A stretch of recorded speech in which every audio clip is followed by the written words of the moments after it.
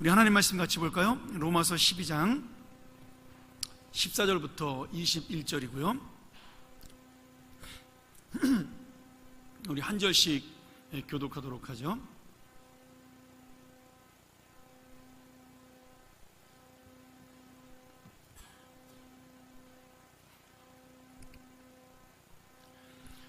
제가 먼저 14절을 봉독하고 여러분이 다음 절을 교독하면서 우리 함께 은혜를 나누겠습니다. 너희를 핍박하는 자를 축복하라. 축복하고 저주하지 말라.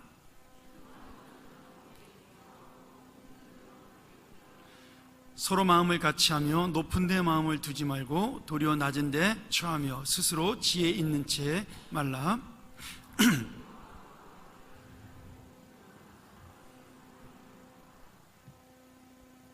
할 수 있거든 너희로서는 모든 사람으로 더불어 평화하라.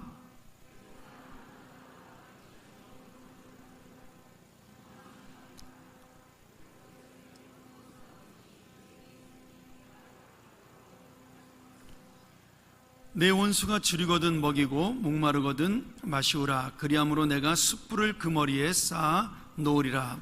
악에게 지지 말고 선으로 악을 이기라. 아멘. 네, 목사님이 키가 크시군요. 네, 저는 제가 참 좋아하는 선배 목사님이셨거든요. 어릴 때는 형이라고 불렀었던 그런 목사님이신데 제가 옛날에는 잘생겼는데 지금은 아닌 것 같다. 이제 그건 오해신 것 같고요. 제가 저희 교회에서는 지금도 송중기입니다. 송중기. 네. 아이들에게, 저희 학생들에게 하도 우겼더니 이제는 이제 아이들도 제가 송중기라고 알았어요 이렇게 이제 표현을 하더라고요. 네, 여러분 반갑습니다. 평안교회는 제가 오늘 처음 여러분 뵀는데 사실은 저희 친구 중에 예전에 조석동이라는 친구가 있었습니다. 그 친구가 평안교회를 다녔어요. 그래서 제가 평안교회 사진도 이미 알고 있었고 또 좋은 교회고 전통 있는 교회라는 것 오래전부터 알고 있었습니다. 그런데 이곳에 함께 여러분 만나 뵙고 또 말씀을 나누고 선교 보고할 수 있도록 하나님이 또 인도해 주셔서 참으로 감사하고 세계 선교를 위해서 늘 선교사님들 위해서 기도해 주시고 후원해 주시고 관심 가져주신 여러분들께 모든 선교사님들을 대신해서 제가 감사하다는 인사의 말씀을 다시 한번 드리도록 하겠습니다. 고맙습니다.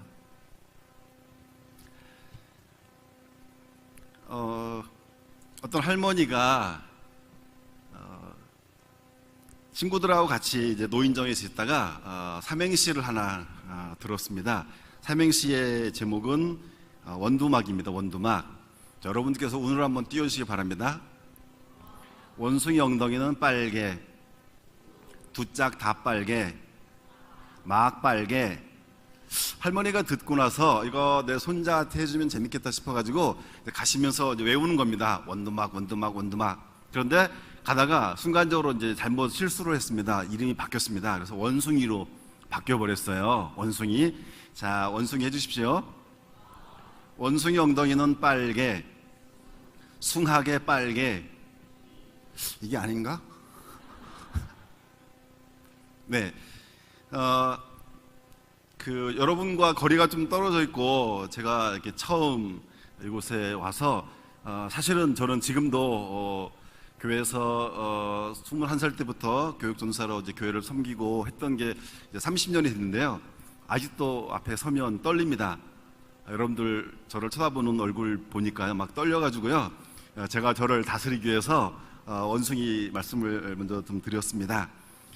자, 오늘 본문을 목사님과 함께 같이 나눴습니다.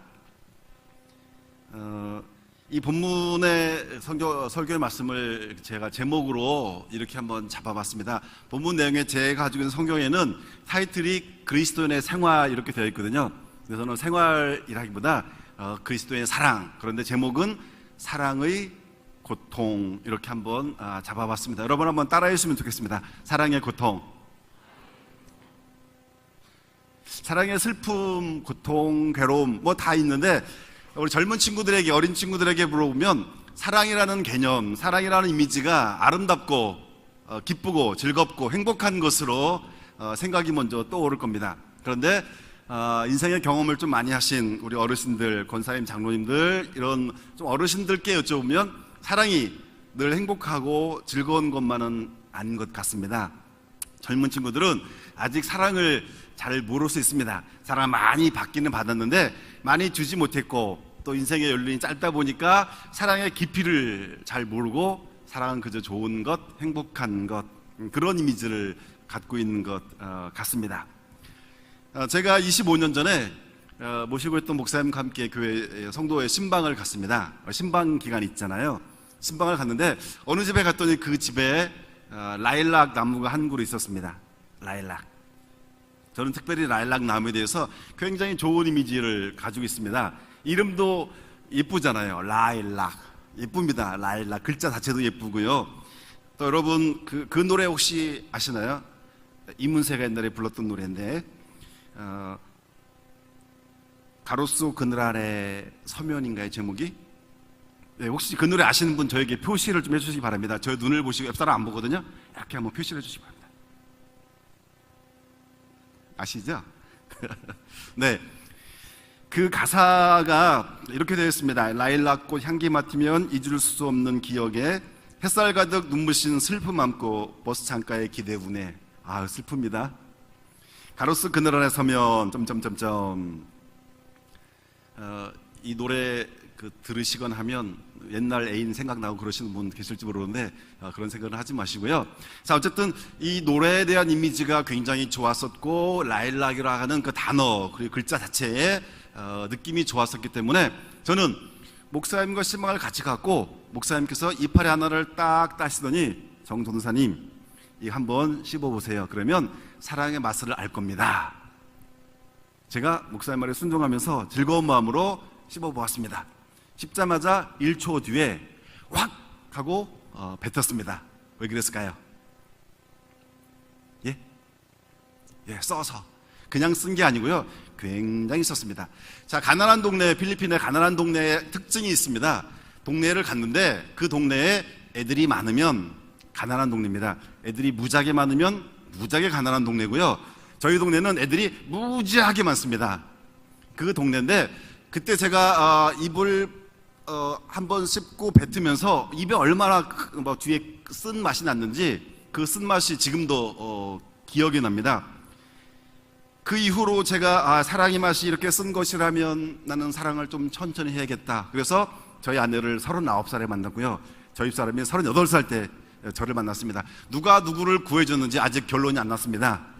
나중에 기회가 돼서 여러분들이 필리핀에 오시게 되거나 또 제가 다시 교회를 방문할 기회가 되면 여러분이 좀 판단해 주시기 바랍니다. 누가 누구를 구해준 건지. 어쨌든 39살에 제가 이제 결혼을 했습니다. 사랑이라는 것 개인마다 생각은 다 다를 수 있습니다. 그런데 성경에서는 사랑을 이야기 많이 하고 있고요. 내가 너희를 사랑한 것 같이 너희도 서로 사랑하라 말씀도 하시고, 사랑은 오래 참고부터 시작해서 우리들에게 사랑이 무엇인지에 대해서도 성경은 많이 말씀해 주고 있습니다. 그런데 오늘 우리가 보았던 로마서 12장 14절부터 21절까지의 말씀, 그리스도의 생활, 그리스도의 삶 가운데서 우리가 어떤 사랑을 해야 할지를 말씀하고 있는 이 본문에서는 쓰고 힘들고 어려운 사랑을 이야기해 주고 있습니다. 몇 가지로 뚜려서 말씀을 드리죠. 14절에서 뭐라고 말씀했냐면 너희를 핍박하는 자를 핍박하라. 19절에서는 친히 원수를 갚지 말라고 표현했고요. 20절에서는 원수가 줄이거든 먹이고 목마르거든 마시우라, 이렇게 말씀하고 있습니다. 합리적이지 않은 말씀입니다. 고통스러운 요구이기도 합니다.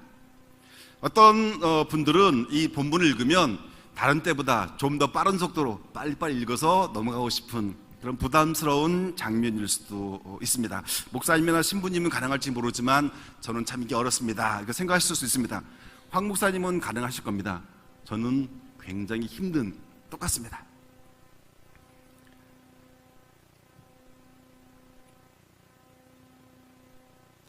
차라리 성경에서 이렇게 말씀하시면 우리가 지키기가 쉽습니다.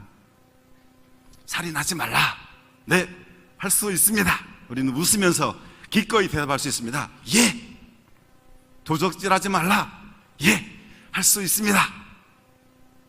간음하지 말라. 할 수 있습니다. 술 취하지 말라. 할 수 있습니다. 술 마시지 말라가 아니고 술 취하지 말라니까 하실 수 있으시겠죠?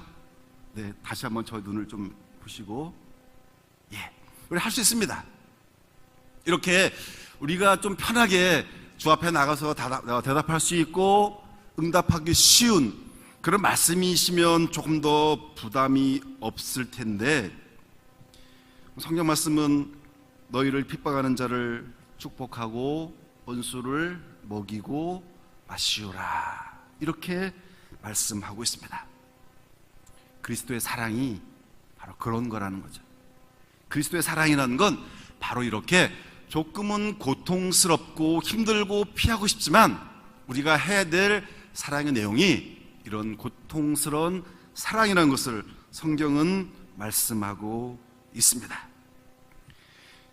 세상의 법 위에 그리스도인의 법이 있습니다. 세상의 말씀, 세상의 가르침, 세상의 윤리, 이런 것 위에 하나님의 가르침, 성경 말씀이 그 위에 있다는 것을 여러분 분명히 믿으십니까? 큰 소리로 대답한 적 없어요. 분명히 그 사실을 믿으십니까? 아멘. 그렇다면 이제 우리를 돌아보아야 합니다. 나는 평강교회 성도인, 평강교회 집사요, 권사요, 장로요, 평강교회에서 역할을 맡은 직분자인 나는 과연 어떠한 사랑으로, 어떠한 삶으로 이 땅을 살아가고 있는가? 우리 주님은, 우리 하나님께서는 이런 고통스러운 사랑을, 고통스러운 삶을 이야기하시기 전에 그 사랑의 모습을 먼저 보여주셨습니다. 우리는 잘 알고 있습니다. 하나님 아버지는 독생자를 이 땅에 보내셨습니다. 우리 대신 죽게 하셨습니다. 우리 죄를 대속하기 위해서 화목제물로 성자 아들 독생자 예수를 죽게 하셨는데, 십자가의 고통이 얼마나 극심했는지 예수님은 십자가상에서 이렇게 말씀했습니다. 우리가 잘 알고 있는 말씀입니다. 가상칠언 가운데 큰 소리로 예수님 말씀하십니다. 엘리 엘리 라마 사박다니, 아버지여 아버지여 어찌하여 나를 버리셨나이까? 우리가 만약에 그 현장에 있었으면 아마 저나 여러분이나 그 현장의 고통스러운 상황에 목이 메이고 가슴이 아프고 그래서 그냥 바라보기 어려웠을 그런 모습이었을 겁니다. 우리 주님은 우리들에게 사랑이 무엇인지 십자가를 통해서 우리들에게 보여주셨습니다. 그리고 그 고통 끝에 사랑이, 진실한 사랑이 무엇이 사랑인지를 보여주셨습니다.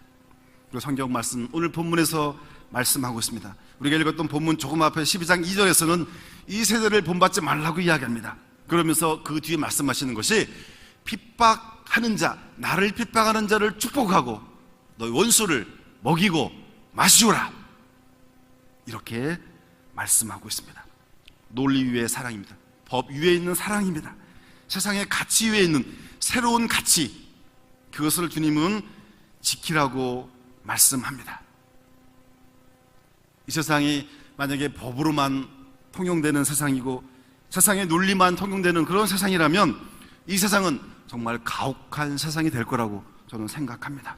그러나 하나의 말씀과 성경의 가르침과 그 행함이 우리 가운데 있고 이 세상 가운데서 그 말씀이 지켜진다면 세상은 좀 더 따뜻하고 좀 더 아름다운 세상으로 바뀌어 갈 것이라고 저는 분명히 믿습니다.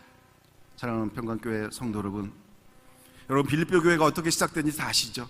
빌립보 교회, 빌립보 감옥의 간수를 우리가 기억합니다. 간수. 사도 바울이 감옥에서 나와서 감옥을 보니까 아무도 사람이 없는 빈 감옥이었습니다. 아, 내가 이제 죽었구나 생각하고 간수는 스스로 자결을 하겠습니다. 그러나 그때 사도 바울이 막죠. 그리고 내가 어떻게 하여 구원을 받겠습니까? 그랬을 때 내가 세례를 받고 주님을 영접해라. 그래서 그 이후에 그 온 가족이 세례를 받고 영접하는 그러한 특별한 가족이 되었습니다. 그 가족, 빌립보 감옥의 간수의 그 가족과 사도행전 심정에 등장하는 루디아, 자주장수 루디아라고 하는 믿음의 사람, 그 두 사람이 빌립보 교회 첫 신자로 그 교회를 세우는 역할을 했습니다. 근데 그 당시는 교회를 세우고 신앙생활 하는 것이 그저 쉬운 그런 상황이 아니었습니다. 그럼에도 불구하고 그들은 바울과 더불어서 힘있게 말씀으로 사람들에게 복음을 증거하는 그런 멋진 아시아 교회 첫 번째, 아시아 지역의 첫 번째 교회를 세워갔습니다. 어렵고 힘든 환경에서도 교회를 세워갔다는 것이죠. 책 하나를 소개합니다. 나의 투쟁. 나의 투쟁. 여기서 들어본 것 같지 않으신가요? 나의 투쟁. 히틀러가 쓴 책입니다. 히틀러는 어릴 때 고생을 많이 했다고 했습니다. 그는 정말 젊은 시절에 빈에서 살면서 너무너무 고생을 많이 했는데, 살면서 고생하는 가운데서 유대인이 세상을 정복하려고 하는 음모가 있는 것 같다라고 하는 판단 착오를 했습니다. 그리고 모든 핑계를 유대인에게 돌리고 아리아인의 우월함을 내세우기 위한 인종 청소를 하게 되죠. 자기 안에 있는 화, 슬픔, 울분, 이것을 외부로 돌렸다가 그는 역사에 말할 수 없는 죄인으로 서게 되었습니다. 사랑하는 성도 여러분, 여러분에게 혹시 원수가 있나요? 정교사님, 저는 원수는 없습니다. 그렇다면 원수 바로 밑단계, 원수는 아닌데 그 밑단계 정도 되는, 정말 제가 별로 안 좋아하고 미워하는 사람이 있습니다. 혹시 그런 분 안 계시나요? 혹은 그보다 조금 아랫단계, 저는 이 사람을 좋아하지는 않습니다. 그런 분 안 계시나요? 혹시 교회 안에 이분 때문에 제가 신앙생활 하기가 힘듭니다. 이 사람, 제 이웃에 있는 이분 때문에 제가 정말 피곤하게 삶을 살아갑니다. 혹시 그런 분 안 계시나요?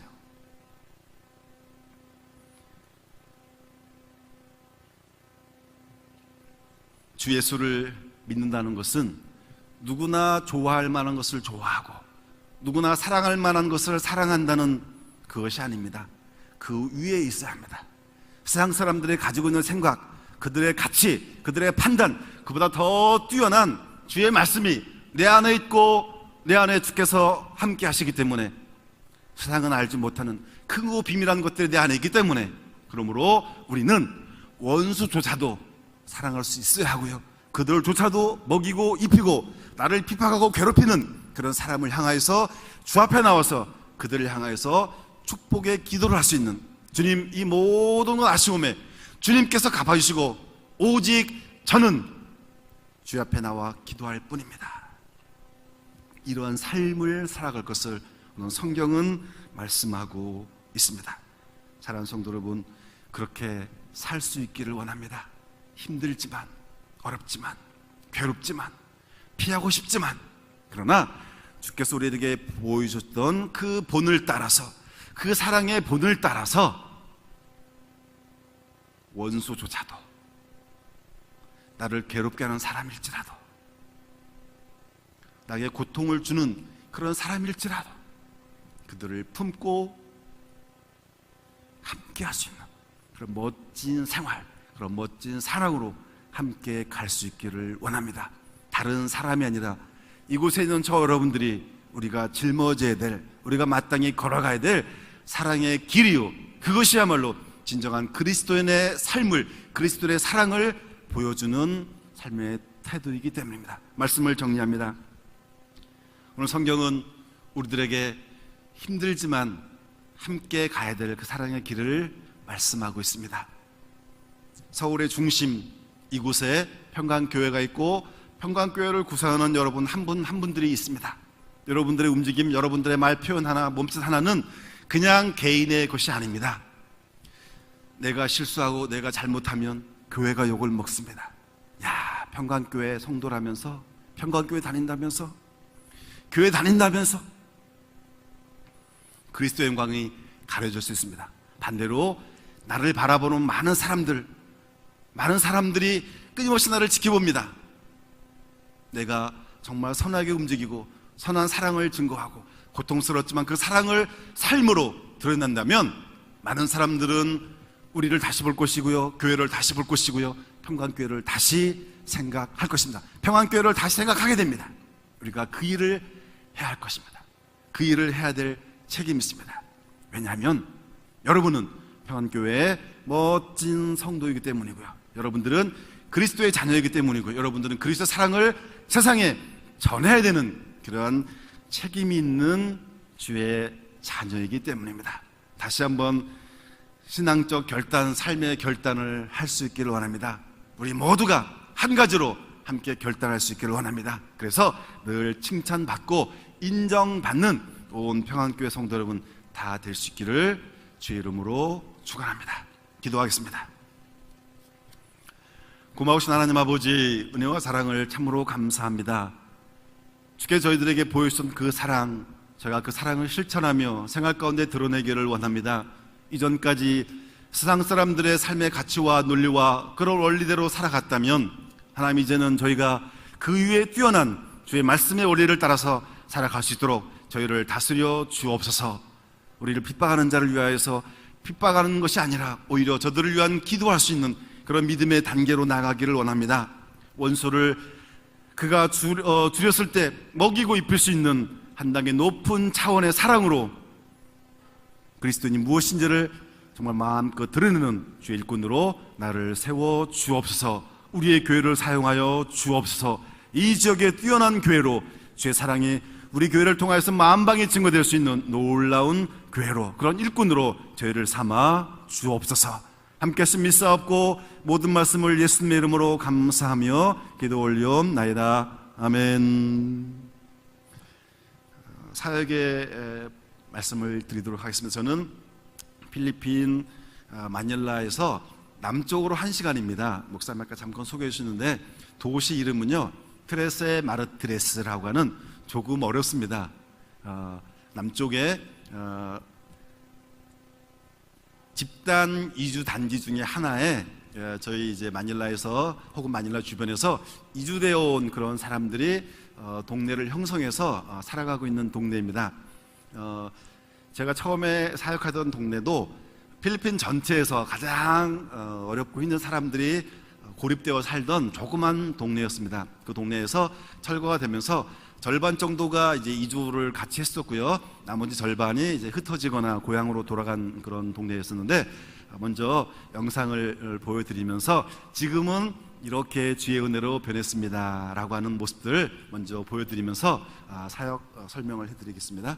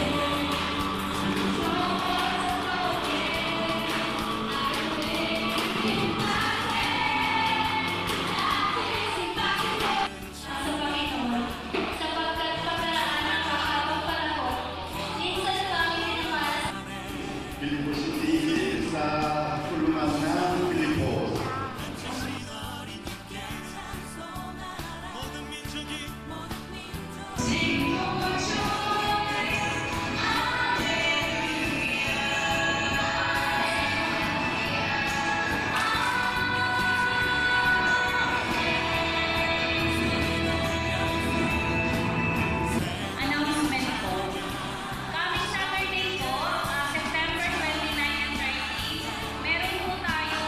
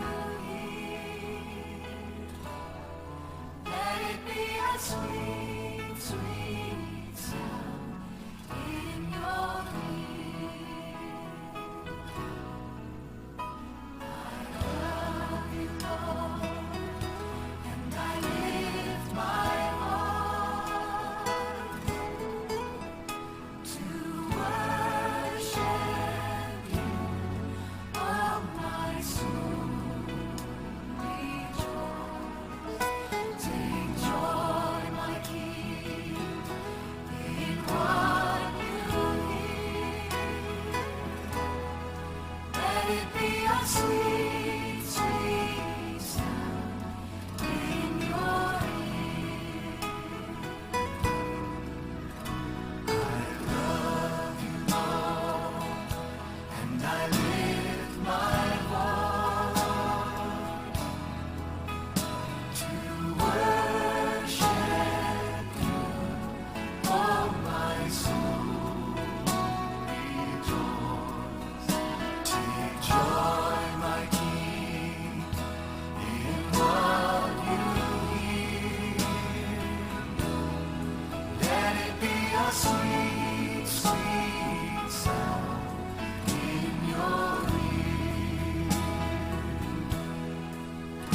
Take joy, my King, in what you hear.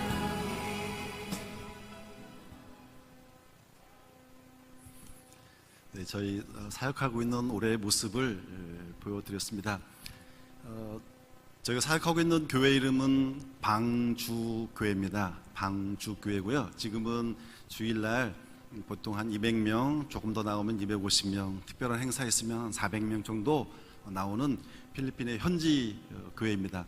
저희 교회는 두 사람의 한국인 성도 외에는 전부 다 필리핀 현지 사람들이고요. 설교도 필리핀 사람들의 언어인 따갈로그어로 설교를 하고 있습니다.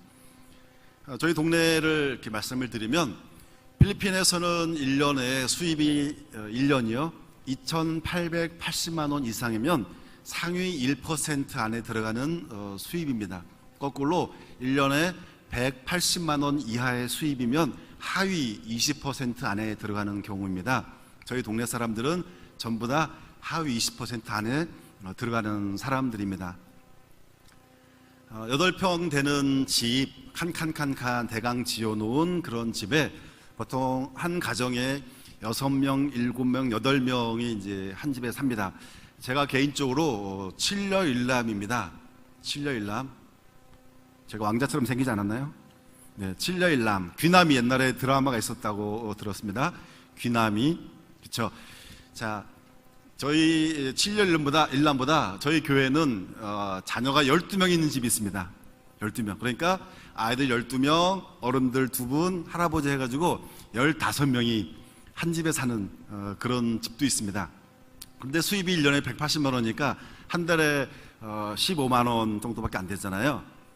그 돈을 가지고는 사실은 쌀도 제대로 사서 먹기가 힘듭니다. 실제 그렇습니다. 특별히 가난한 동네 사람들은 직업들이 일용직 노동자가 많이 있습니다. 일용직은 매일매일 일을 해서 그날 혹은 토요일날 한 번씩 월급을 받게 되고 주급을 받게 되거든요. 그런데 비 오는 날, 비 오는 철, 우기철에는 일자리가 많이 없습니다. 비가 많이 오니까 건축 현장에 일을 많이 못 하거든요. 그러면 고스란히 밥을 굶는 경우가 많습니다. 저는 필리핀에서 진짜 밥 굶는 것이 뭔지를 눈으로 봤습니다. 3일 동안, 4일 동안 정말 밥을 못 먹는 것을 제가 봤습니다. 그래서 저희가 우기철에는 쌀을 항상 이렇게 집에 많이 준비해 놓습니다. 그리고 분위기가 비가 3일씩 계속 온다 그러면 쌀을 준비했던 거를 가지고 가서 우리 교회 성도들에게 좀 나누어 주기도 하고, 또 한국에 선교팀이 오면 저희가 특별히 부탁을 해서 다른 선물보다 우리 쌀을 한 3kg나 5kg씩 가정별로 좀 나눠주면 좋겠습니다. 그래서 특별 선물로 그렇게 해주기도 하고요. 크리스마스 때도 제가 정식으로 포장지에다가 크리스마스 선물을 준비해서 주거든요. 1년에 한 번씩 크리스마스 때는. 그런데 꼭 그 안에 쌀도 한 3kg씩 꼭 집어넣어서 이렇게 같이 줍니다. 쌀이 그만큼 중요하고 재정은 없고, 그래서 아이들이 굶기도 하고. 아까 우리 사진 보셨죠? 우리 교회 아이들, 우리 교회 학생들이 동네에서 제일 깨끗하고 제일 얼굴도 예쁘고 또 분위기가 다릅니다. 그런데 이전에는 우리 동네 아이들이나 우리 교회 아이들이나 다 똑같았어요. 목욕하기 싫어하고 지저분하고 그랬거든요. 처음에 사역을 할 때 오신 팀들과 함께 제일 먼저 뭘 했었냐면요, 우리 동네 아이들 목욕시키는 걸 했습니다. 왜냐면 애들이 너무 더럽거든요. 안 씻거든요. 그래서 목욕을 하자고 그랬더니 애들이 목욕을 안 하고 도망다니더라고요. 도망다녀서 잡아오기도 하고. 그래서 나중에는 그러면 목욕하는 아이들에게 타올을 좀 주면 좋겠다 해가지고 타올을 준비해서 목욕하는 아이들에게만 선물로 주겠다 그랬더니 아이들이 이제 목욕을 잘 하고요.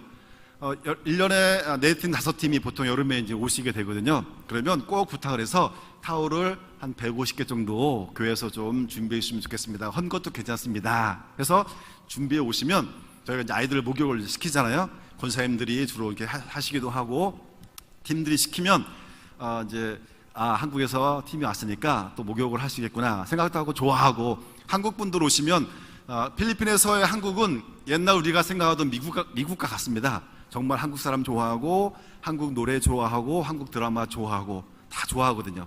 한국이 최고의 선진국입니다. 필리핀에서는. 그러니까 한국에서 교회 팀들이 오시면 이렇게 이제 즐거운 일도 있으니까 아이들이 이제 목욕하는 거를 습관이 되다 보니까 이제는 저는 이제 멀리서 애들 옷자락의 그 느낌만으로도 저기 우리 교회인지 아닌지 알 수 있습니다. 굉장히 중요한 변화거든요. 올해는 원래 5팀이 예정돼 있다가 2팀이 오셨고 처음으로 이제 캔슬된 팀이 있었는데 그것도 올해 처음으로 3팀이 한꺼번에 캔슬되더라고요. 그 이유가 간단합니다. 필리핀의 계엄이 선포돼서 무섭다 그랬거든요. 제가 볼 때 필리핀 사람들이 볼 때는 한국이 더 무서워요. 전쟁 날 것 같아요. 전쟁 날 것 같아요. 그리고 제가 올 때도 저희 학생들이 저한테 살짝 와서 귀에다 대고 이야기합니다.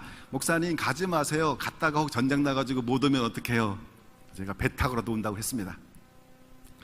어쨌든 한국에서 이렇게 팀이 와주시고 또 오신 팀들이 열성을 다해서 사역해 주시고 또 우리 아이들과 우리 교회 성도님들하고도 좋은 관계 맺어주시고 어떤 교회는 제가 사역을 지금 7년 차 하고 있고 간지는 7년 반 됐거든요.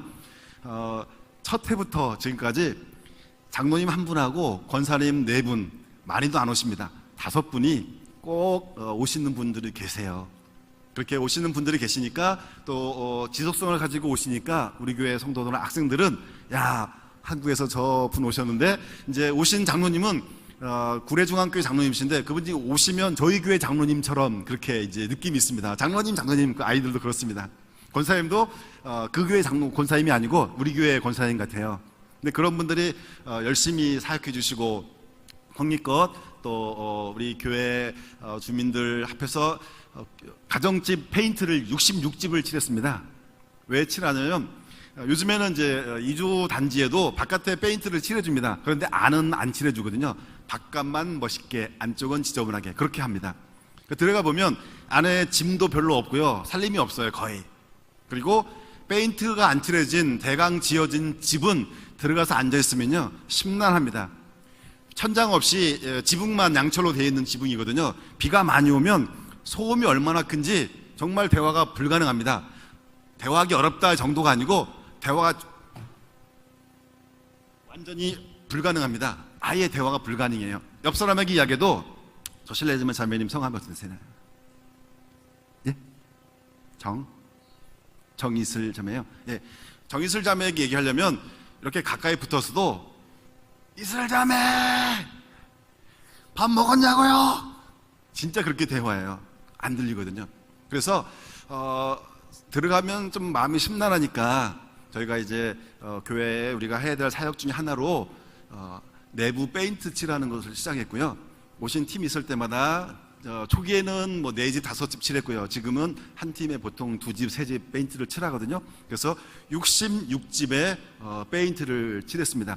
페인트 칠하기 전과 칠한 이후에 안에 내부의 느낌이 너무 달라요. 분위기도 다르고 또 너무너무 좋아하고 행복해하고 감사하고 그래서 페인트 칠하는 사역도 이제 계속 해나가고 있고요. 그 지역에 우리 아이들이 이제 지역의 일꾼으로 자라기 위해서는 공부도 열심히 해야 되고 그런데 필리핀의 가난한 지역 아이들이 공부를 잘 안 하고 학교를 잘 안 갑니다. 왜 안 가냐면 부모님들이 아이들이 학교를 안 가면 한국 같으면 혼날 일이잖아요. 저희 세대만 해도 학교 안 가면 저희 부모님에게 정말 매를 맞는 각오하지 않으면 학교를 가야 되는 그런 거 있잖아요. 필리핀 아이들은요, 가난한 동네 아이들은 학비는 없습니다. 하이스쿨도 학비가 없는데 뭐가 문제냐면요, 반별로 그 팀으로 나눠가지고 숙제를 많이 합니다. 프로젝트를 많이 해요. 그런데 팀별로 뭘 하면 뭐 재료 살 돈이 필요하고 같이 모였을 때 뭐 간식도 사 먹어야 되고 그런 돈이 한 달에 1,000페소 우리나라 돈으로 25,000원 정도가 있어야 학교를 정상적으로 다닐 수 있거든요. 아까 말씀드렸잖아요. 1년에 180만 원 드는 그런 집에서 아이들을 6명, 7명 혹은 5명이 학생이거든요. 그러니까 이걸 다 지원하기가 어렵습니다. 그러다 보니까 학교에서도 조금 더 삶이 좀 나은 친구들과 조금 더 어려운 친구들이 이제 구별되어지고 프로젝트를 하는데 돈을 잘 못 내는 아이들은 그 안에서도 또 딸을 당하는 그런 일들이 많이 있거든요. 그러니까 아이들이 학교 가는 것도 부담스러워하고 엄마도 돈이 없으니까 애가 학교 안 가는 거 알아도 뭐라고 못하고 학교 안 가면 오히려 교통비, 트라이시클비 안 들어가고 프로젝트비 부담 없어지니까 엄마가 좋아하는 겁니다. 그러다 보니까 아이들이 공부를 너무 잘 못하기도 하고요. 저희 교회에 반에서 1등하는 친구 하나 있습니다. 이름은 제사라고 하는데 아까 우리 찬양팀의 가운데 찬양하던 그 친구 이름인데요. 그 친구가 84명 자기 반에서 1등을 합니다. 한국에서는 고등학교에서 반에서 1등하면 그래도 서울에 있는 좋은 학교 가잖아요. 필리핀도 그게 가능합니다. 가능한데 근데 이 아이는 주변에서 아무도 마닐라에 있는 좋은 대학교 가라는 이야기를 해주지 않았고요. 학교에서도 네가 설마 1년에 300만 원 정도 250만 원 이상 되는 돈을 내면서 그 학교를 다닐 수 있겠어? 선생님들이 말해주지 않습니다. 동네 사람이 지금 2만 5천 명 되거든요. 저희 동네 2만 5천 명 되는 사람 중에서 제가 생각컨대 대학 나온 사람 한 명 있을까 말까 하고요. 저희 교회 리더 한 명이 대학교 1학년 한 학년 다니다가 돈이 없어서 학교를 그만둔 그런 리더가 있습니다. 그러니까 들은 적이 없고 생각해 본 적이 없고 누가 도전을 주는 적이 없으니까 반에서 1등을 할지라도 전교에서 1등, 2등을 할지라도 내가 마닐라에 있는 좋은 대학을 나와서 이 지역과 사회의 일꾼으로 리더로 역할을 해야 된다라는 생각을 못하는 겁니다.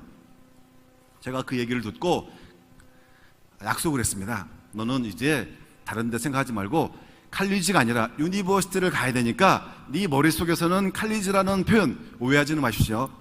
칼리지라는 표현은 이제는 너의 생각과 머릿속에서 지우고 표현도 하지 말고 라살 마닐라라고 하는 대학교에 네가 가야 돼. 갈 수 있겠어?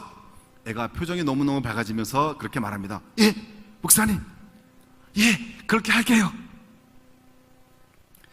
여러분 제가 충남 논산 출신인데요. 충남 논산에 작년에 논산 어느 학교가 서울대학교를 개교일에 개교 한 40년 넘은 걸로 알고 있습니다. 개교일에 처음으로 서울대를 갔습니다. 그랬더니 그 다음에 이제 주변에서 그 학교 또 후배들이 야 우리도 서울대를 갈 수 있겠구나 그런 분위기가 굉장히 있었다고 그런 얘기를 들었습니다. 저희 교회에 저희 동네에 그런 사람이 필요합니다. 우리 교회 아이가 열심히 신앙생활도 잘하고 교회에서 역할도 잘하고 열심히 공부했더니 또 하나님께서 이렇게 선하게 인도하셔서 좋은 학교도 가게 하시고 이후에 교회에서 일꾼으로 사회에서 동네에서도 지역에서도 일꾼으로 잘 세워주셨다라고는 그런 신앙의 고백 그러한 모델이 필요한 곳이 지금 저희 동네입니다. 제가 교도소 사역을 계속하고 있는데 중단하지 못할 이유가 있습니다. 교도소 사역도 빈손으로 교도소에 가기 힘듭니다. 왜냐하면 필리핀 교도소는 세상에서 가장 있어서는 안 되는 그러한 정말 힘든 장소예요. 필리핀의 교도소. 여러분 요즘에 필리핀 뉴스를 한 번씩 들으시죠? 필리핀이 마약과의 전쟁을 한다고 그 사이에 두테르테 대통령이 공권력을 활용해서 10,000명을 죽였습니다. 법 위에 하여튼 그렇게 했습니다. 10,000명. 그리고 수많은 사람들이 자수했습니다. 수많은 사람들이 잡혀서 감옥에 들어갔습니다. 그 이전부터 감옥이 넘쳤는데 지금은 150명 수용되어 있던 감옥이 420명, 430명씩 수용되어 있습니다. 저희 어머니가 7녀일남을 저희 아버지가 교통사로 일찍 돌아가셔서 혼자 키워내신 굉장히 강한 분이십니다. 그런데 저희 어머니가 필리핀의 교도소를 한번 보시면서 나오시면서 우시면서 나왔어요. 야, 이건 진짜 아니다. 근데 그게 3년 전, 지금이 아니라 3년 전 150명 있던 곳 그런 지금보다 훨씬 좋은 상황에서도 저희 어머니가 절대 울음이 없던 그 어머니께서 우셨거든요. 지금 훨씬 더 열악한 그러한 상황이었습니다. 그 필리핀 감옥에서 빌마라고 하는 한 사람을 만났습니다. 그 사람은 온 가족이 마약을 했었고요. 본인은 마약을 팔던 마약 판매상입니다. 교도소에서 6년 1개월을 살았습니다. 나오기 직전에 저에게 얘기했습니다. 자기는 나가서 이제는 제가 정말 예수님 믿고 신앙생활 잘하고 싶은데 제 주변에는 전부 다 마약쟁입니다. 목사님, 저는 분명히 마약을 또 할 겁니다. 왜냐하면 주변에서 저를 가만히 안 놔둘 겁니다. 제가 이야기했습니다. 그러면 기도하면서 나가서 당신은 새벽 시장에 가서 물고기를 떠다가 파는 일을 하고 당신의 부인, 당신의 아내는 야채를 띄어다가 파는 일을 했으면 좋겠다 하고 제가 이제 종잣돈, 큰 돈 아닙니다. 종잣돈을 준비해서 주었습니다. 그리고 나서 그 친구가 정말 성실하게 일을 했습니다. 그리고 신앙생활을 잘하는데 자기가 번 돈으로요 시멘트 하나씩 사기 시작했고 철근 하나씩 사기 시작했고 해서 자기 집을 자기가 저축한 모은 돈을 가지고 3년 동안 모아가지고 집을 졌습니다. 바이시클이라고 발로 비벼가지고 움직이는 그런 거 있거든요. 사람 태우는 거. 그거 하나밖에 없었는데 지금은요 트라이시클, 오토바이 옆에 이제 또 이렇게 운반할 수 있는 거 달린, 여러분 보셨죠? 그런 거 오토바이 옆에 또 함께 할 수 있는, 사람도 태울 수 있고 짐도 실을 수 있는 그런 트라이시클도 이제 2대가 되었습니다. 제일 중요한 변화는 뭐냐면 마약쟁이였던 그 친구가 교회 갈 때 어린아이를 한 30명씩 데리고 교회를 가는 그 지역에서 소문난 크리스찬으로서 살아가고 있습니다. 그런 사례들이 몇 개가 있습니다. 그래서 저는 감옥에 있는 사람들은 깊은 데로 그물을 던질 필요도 없고요. 이미 갇혀있는 사람들입니다. 갇혀있어요. 복음을 전하면 잘 받아들입니다. 물론 나가서 또 잃어버리기도 하겠지만 복음을 전할 때 잘 받아들이고 그들에게 복음을 전하는 기쁨이 있습니다. 그리고 실제로 나와서 이렇게 성실하게 신앙생활 잘하고 일꾼으로 서가는 그런 사람들이 이제 사례들이 생긴단 말이죠. 그러니까 가장 어렵고 힘들, 그리고 이전에는 사회로부터 냉대받고 심지어는 부모로부터 버림받아가지고 5년 6년 동안 있어도 한 번도 면회 오지 않는 그러한 사람들이지만 복음을 받아들이고 그들의 삶이 변했을 때 그들의 삶이 어떻게 변화되는가를 제가 보고 있습니다. 그래서 힘들고 재정적으로도 참 마음이 갈등되기도 하고 그럼에도 불구하고 교도소에 3군데 사역하다가 지금은 이제 2군데 사역을 하고 있습니다. 한 군데는 어쩔 수 없이 줄였습니다. 그럼에도 불구하고 계속 사역을 계속하는 이유는 바로 그런 교도소에 가장 힘들고 어려운 사람들, 그들에게 전해진 복음이 인생을 바꾸고 삶을 변화시키고 지역을 바꾸게 하는 힘으로 작용한다는 것을 제가 경험을 하고 있습니다. 여러분께서도 제 이름이 뭐라고요? 제 이름이 송중기라고 끝까지 우기는 제 이름은 정정섭 선교사입니다. 필리핀 마닐라 남쪽에서 1시간 아래 정도 되는 곳에서 사역을 하고 있습니다. 빈민 지역에서 교회를 세우고 복음을 전하는 사역을 하고 있고요. 교도소에서 말씀을 전하면서 재소자들이 이전에는 사회에서 쓸모없는 것처럼 취급당했다가 이제는 거꾸로 사회에 유용한 일꾼들, 필요한 일꾼으로 변화시켜 가는 그런 일을 하는데 역할을 하려고 하는 그런 사역을 감당하고 있습니다. 여러분 선교사님들 위해서 늘 기도해 주실 때에 저를 위해서도, 저희 교회 방주교회를 위해서도 기도해 주시고 우리 아이들이 거기서 잘 자라나고 그 아이들이 교회 일꾼으로 또 지역 일꾼으로 잘 커서 저희 교회가 필리핀 복음화를 위해서 귀하게 쓰임받는 교회가 되도록 기도해 주시고요. 우리 아이들 잘 자라서 필리핀을 이끌어가는 그런 귀하고 복된 일꾼으로 서가게 해달라고 기도해 주시기를 부탁드립니다. 시간 날 때마다 날마다 기도하실 때에 틈을 내셔서 꼭 기도해 주시길 부탁드리고요. 저는 필리핀에 가서도 평안교회, 여러분 교회 잊지 않고 저도 늘 위해서 황 목사님 이하 여러분 장로님들 또 권사님들 여러분의 교회를 위해서 늘 기도하도록 하겠습니다. 아무쪼록 주님 안에서 어떤 사람은 가는 선교사로, 어떤 사람은 보내는 선교사로 우리 모두가 다 부름 받았습니다. 주 안에서 우리가 일들을 잘 감당하면서 주 앞에 기쁨을 올려드리는 저와 여러분들 다 될 수 있기를 다시 한번 소원하면서 사역 인사를 대신하도록 하겠습니다. 고맙습니다.